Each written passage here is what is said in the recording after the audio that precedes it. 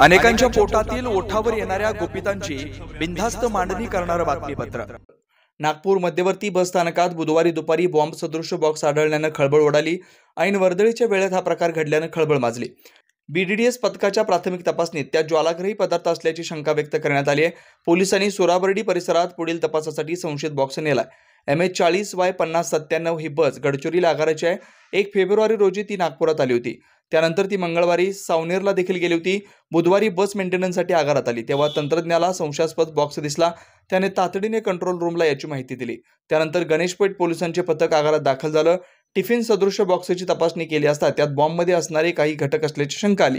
त्यानंतर अग्निशमन दल व पोलिसांच्या सुरक्षेत संबंधित बॉक्स तपासणीसाठी नेण्यात आल्याची माहिती उपायुक्त गोरख भांबरे यांनी दिली। आज दुपारी गणेशपेठ पोलीस स्टेशन यांना गणेशपेठ बस डेपो यांच्याकडून कॉल प्राप्त झाला की एक गडचिरोली डेपोची एक गाडी इथे उभी आहे आवारामध्ये आणि त्या गाडीमध्ये एक संशयास्पद त्यांना एक डबा दिसून आलाय।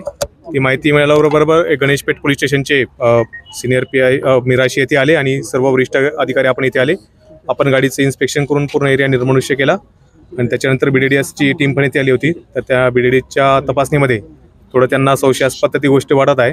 सध्या ती जो ऑब्जेक्ट होता ते त्यांना ते सुराबर्डी येथे घेऊन गेले आहे। तिथे पुढची तपासणी त्याची होईल डिटेलमध्ये पूर्ण आणि पुढची तपासणी झाल्यानंतर पूर्ण त्याचं कन्फर्मेशन झाल्यानंतर आपल्याला माहिती देण्यात येईल। गडचिरोली डेपोची बस आहे ती 1 तारखेला इथे आपल्या नागपूरमध्ये आलेली होती आणि काल ती सावनेरला पण गेलेली होती। आता एक दुपारीच कळलं जवळपास 2च्या सुमारास आपल्याला माहिती 1:30 वाजता ही माहिती मिळाली आपल्याला डेपोकडूनच ती माहिती मिळाली आणि त्यानंतर आपल्या टीम्स इथे आढळून त्यांनी पूर्ण चेकिंग केली आहे। हे थोडं BDDSला त्यात संशयास्पद वाटत आहे त्यामुळे आता अधिक तपासणीसाठी ते घेऊन गेले। सुराबर्डी EOTC आहे तिथे त्याची पूर्ण तपासणी होईल। तिथे जाऊन ते सुरक्षितता राहील म्हणून तिथे घेऊन गेलेत। तिथं योग्य होणार नाही चेक करणे तर तिथे संपूर्ण चेकिंग झाल्यावर आपल्याला कन्फर्मेशन देतील पुढचं काय त्याच्यामध्ये। तर तत्कालीन जे आता ते चालक आहे त्यांची आता आपल्याला विचारपूस करणे बाकी आहे। तर कालचे जे चालक होते त्यांना विचारावं लागेल ते इथे आता अवेलेबल नाही आहेत।